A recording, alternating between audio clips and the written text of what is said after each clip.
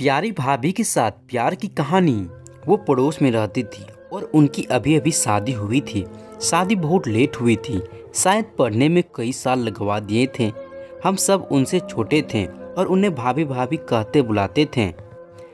भाभी के साथ बात करना, भाभी के हाथ का बना खाना खाना हम सभी को बहुत अच्छा लगता था। भाभी का प्यार पाकर हम सभी बहुत खुश थे, पर भाभी के मन में जैसे कुछ और ही चल रहा था। भाभी की एक सहेली निशा उनके घर अक्सर आया करती थी। निशा वैसे तो उम्र भाभी से छोटी थी, पर भाभी से हर बात शेयर करती।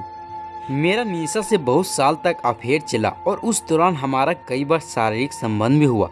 लगता था कि निशा ने सब कुछ मेरी भाभी को बता दिया था। उन दिनों शायद भैया के काम में मसरूफ होने की वजह से भाभी खुश नहीं रहती थी। निशा से हमारी लव स्टोरी जान के भाभी मुझे बहुत चिढ़ाया करती थी।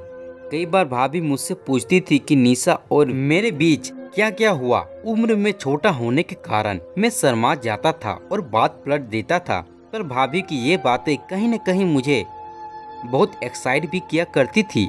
ना जाने कैसे धीरे धीरे मैं भाभी की तरफ आकर्षित होता जा रहा था। मैंने भाभी को फैंटेसाइज करना भी शुरू कर दिया था। एक दिन यूं ही कि भाभी घर में अकेली थी, मेरा बहुत मन हुआ कि मैं भाभी के साथ समय बिताऊं। मेरे भाभी के पास पहुंचते ही भाभी ने मुझसे कहा, अरे तुम इतनी देर कहाँ थे?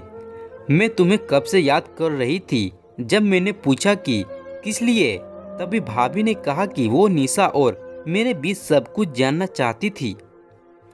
मैंने भाभी की बात रखते हुए उन्हें सब सच बता दिया। क्या तुम्हारा निशा के साथ कभी शारीरिक संबंध हुआ? भाभी ने मेरा हाथ पकड़ के पूछा। मैंने भाभी की तरफ देखा। भाभी की आंखें चमक रही थी। बताओ ना, भाभी ने दोबारा पूछा।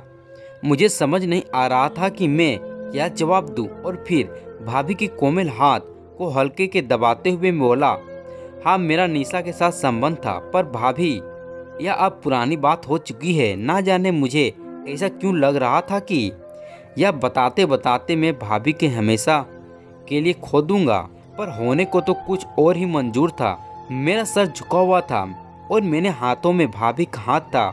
मैं अपनी निशा की कहानी भाभी को सुना रहा था और भाभी का हाथ धीरे धीरे दबा रहा था।